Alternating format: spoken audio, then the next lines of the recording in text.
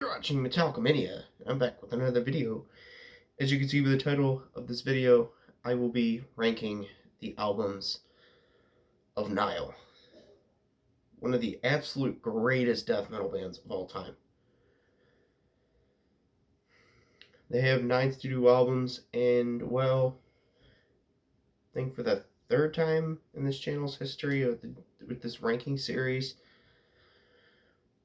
a band has gotten perfect scores throughout all their studio albums. They have 9 albums, and I consider all of them absolutely perfect all the way through.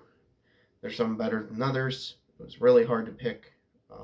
Not hard to pick my favorite, because my favorite's been my favorite for since I started listening to them.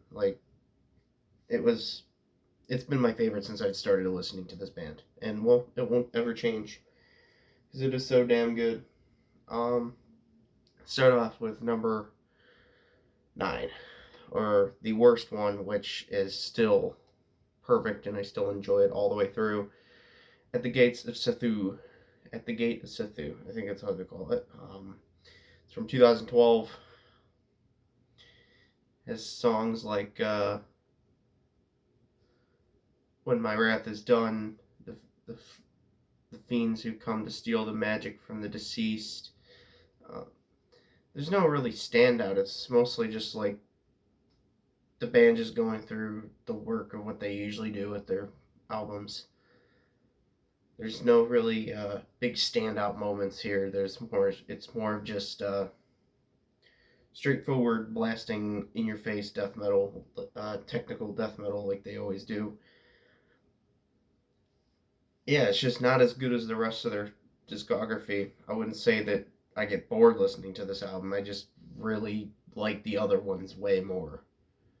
It's not it's not a bad album. It's still perfect. I still like every song on it. But it's not up to par with their other albums. It's mostly just the band going through the motions, sticking to the formula, doing it's like AC/DC, how they put out a perfect album, but it's still kind of like not as good as their other ones. That type of stuff. That's what I get with this album. It's just not as good as the rest. And that's the same thing with number 8. It's just this one's a little bit better than the Gates. This one is Whom the Gods Detest, from 2009. Another one that I really never dove into. I never really dove into number 8, number 9, and number 7. Never really gotten into these albums. It's mostly just I listen to them. I really like them. I don't think there's anything wrong with them, but if I want to go to Nile, I'm gonna go to some of their other ones. Kaffir is pretty good. It's Fourth Aura of Dagon. That's another great song on this album. You start seeing some standouts like Kaffir,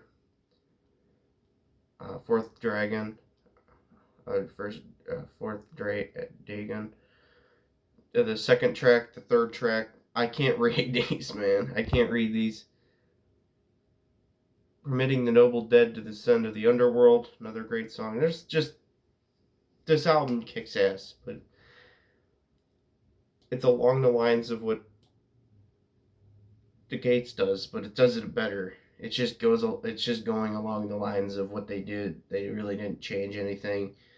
The riffs don't really stand out to you, but like some of the songs do, like the first track. It's kind of one of those albums. Move on. Ithyphallic, I think it's called, from 2007. It's their 5th album. At number 7, yeah, the same thing with the other one, but this one has a little oomph behind it.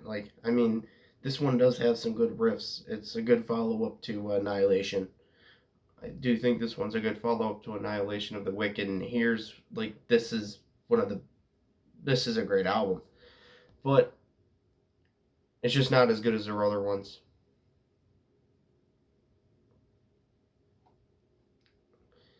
yeah, it's just phallic. What can be safely written? Another great one. As he creates it, so he destroys. Number four track is just absolutely huge. Like, and number 10 is an epic. Even the gods must die. I think this album has some good epic songs on it. Eat of the Dead. I'm just stumbling over my words. Bear with me. I'm sorry. This video is gonna suck, but oh well. I can't really help that. I'm having not catching my thoughts today. I'm a little bit off, but oh well. I can see. Yeah, that's what I think of this album. It's just not as good as the rest of their albums, but better than 8 and 9. And here's where I could just stop with the bullshit. Not stop with the bullshit, but I can uh, now get the CD copies because the next one is on the C. I have a CD of the next one, which is Vinyl Melodic Rights. I remember this one came out. I was listening to them when it came out, and the vocals are not the same, but the vocals are pretty damn good. Songs like Seven Horns of War, that's just a long ass track. That is an epic song. Long Shadows of Dread, That Which is Forbidden, Snake Pit Mating Frenzy, Revel in Their Suffering,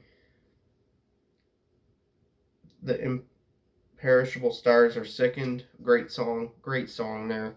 It just has a lot of standout songs.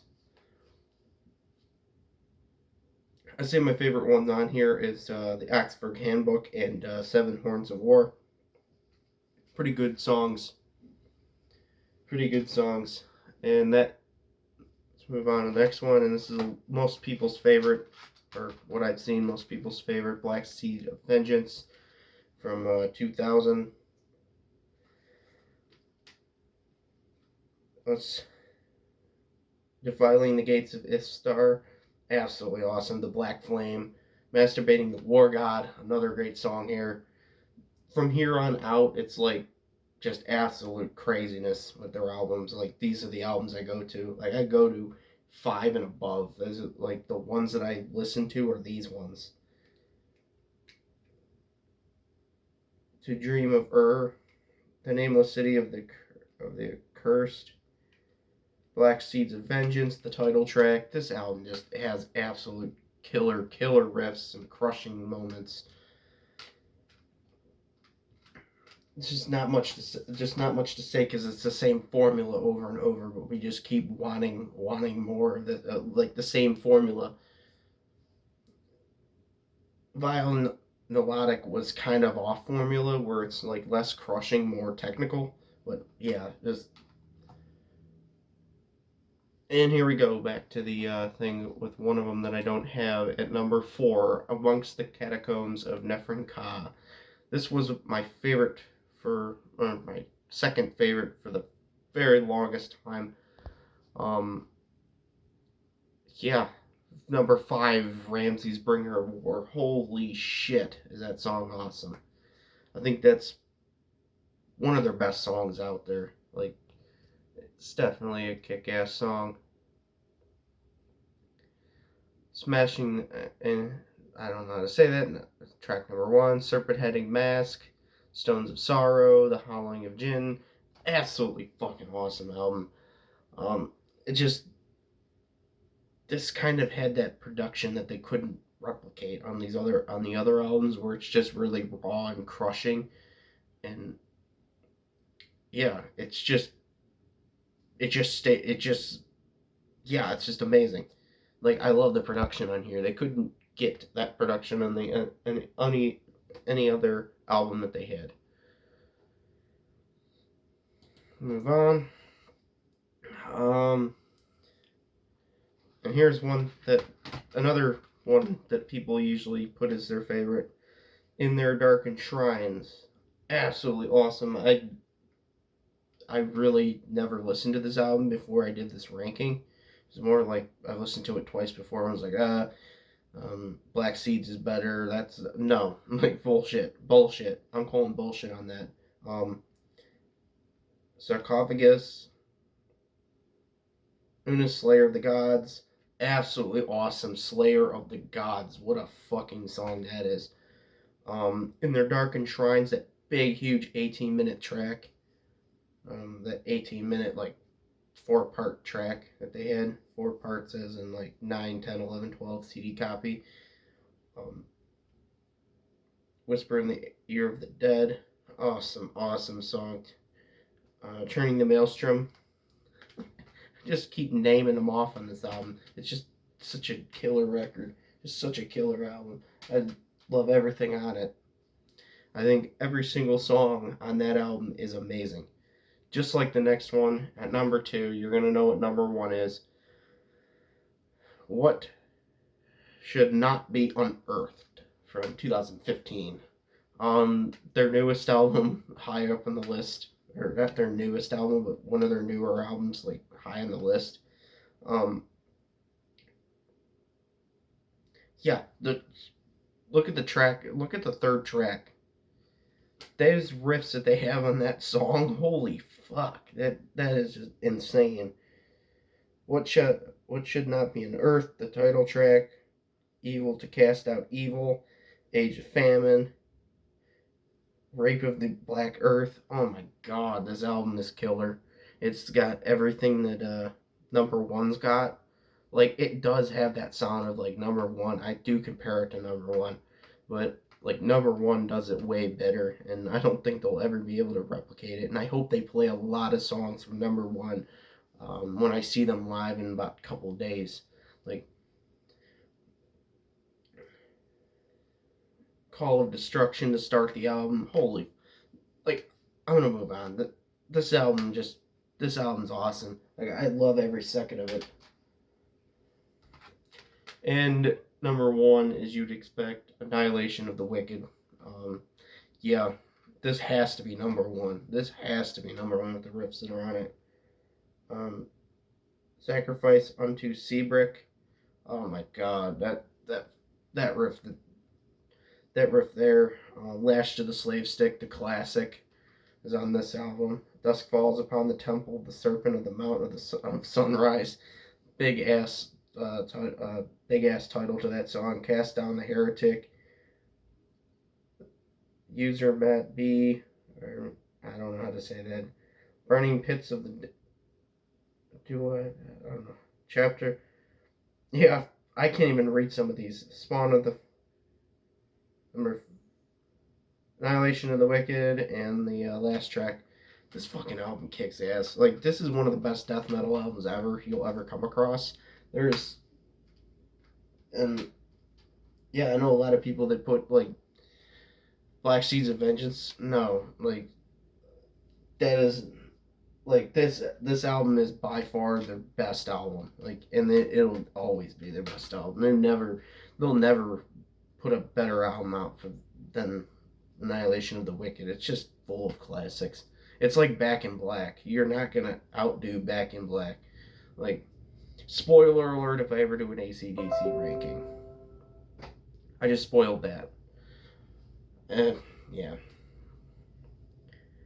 So, that's what I think of Nile. That's what I think of their discography and how I rank it.